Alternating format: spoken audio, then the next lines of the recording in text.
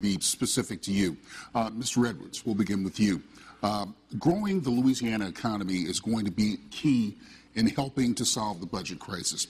However, as a state lawmaker, you were given a failing grade by the state's largest business association. On its annual legislative scorecard, the Louisiana Association of Business and Industry said you're one of the least friendly state lawmakers to business. They've also said that the prospect of an Edwards election should scare the business community. So the question is, will you raise taxes on businesses, and how will you work with the Louisiana business community if you are elected governor? Well, Fred, first of all, I would point out that the Louisiana Association of Business and Industry actually failed about 90 legislators this year because for the first time in 7 years, we didn't take a cuts-only approach.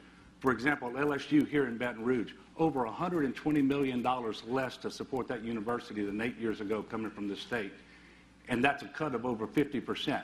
We decided to do something different in the 7th straight year of revenue shortfall, and we reduced some tax credits and tax rebates. They didn't like that. I understand that they don't like that.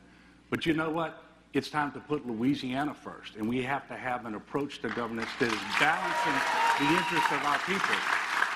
So I don't have a plan to raise taxes on businesses. In fact, my plan all along has been to reduce the corporate tax rate from 8% to 5%, and make sure we do that in a revenue-neutral way by eliminating the deduction for federal tax liability.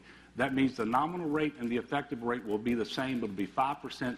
Businesses won't have to hire CPAs or tax lawyers to figure out what their tax rate will be. Let me follow up there, sir. What about renewing the tax increases that you voted in favor of this year, which were almost entirely on businesses? Well, first of all, I dispute your characterization.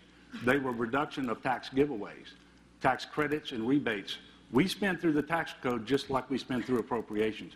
We did in the legislature this year reduce the tax expenditures, the tax giveaways, to create savings that we then reallocated to higher priority items like health care and higher education.